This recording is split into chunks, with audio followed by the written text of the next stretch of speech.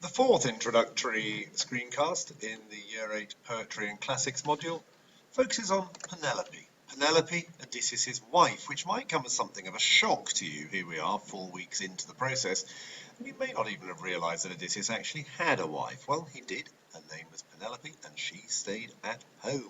Now, we need to remember, whilst it's all very well to say, as I have done on this slide, fast forward, Odysseus gets home, etc., etc., etc., Penelope has now been on her own at home for at least 20 years.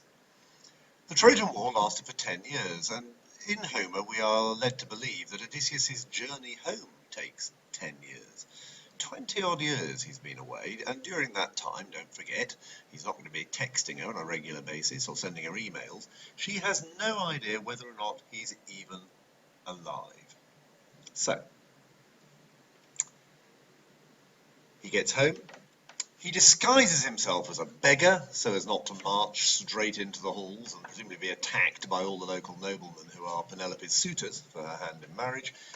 And then the passage that you're going to read unfolds. Here is a representation of a Penelope figure, slightly sort of, it's a medieval painting, you can tell, with the costume and everything else. And you want to think about what she's actually up to in this. It will become clear as we tell the story. Penelope was Odysseus' wife and the mother of his son, Telemachus. She is known as one of the epitomes of the faithful wife throughout all literature written after the time of the Odyssey. She tricks the suitors by promising to make a decision about marriage when she has finished weaving a carpet. Every night, however, she unpicks the work of the weaving, and the carpet, funnily enough, is never finished. The suitors are played on and on and on, and we have to assume they're not the brightest souls. But again, Penelope is seen as being a wife worthy of Odysseus, the great tricker himself, that she is able to trick these men in the same way.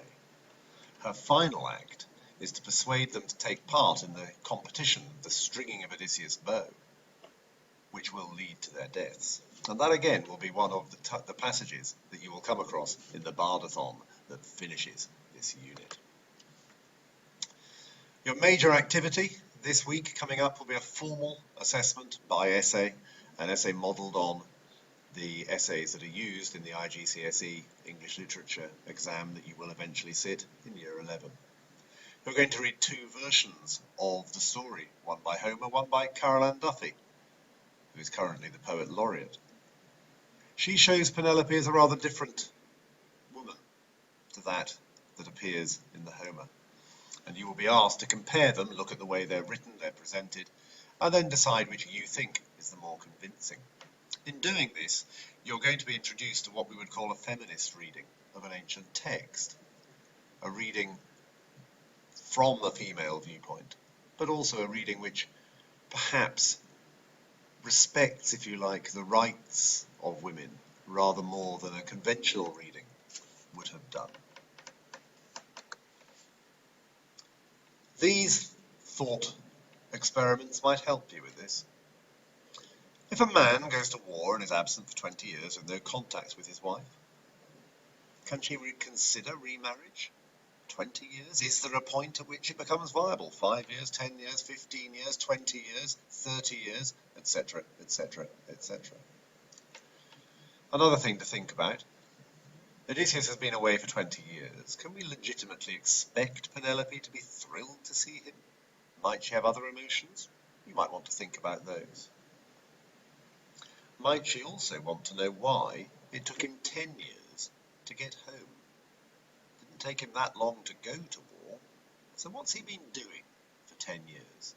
And how might she feel about that length of time for a man who is apparently determined to get home?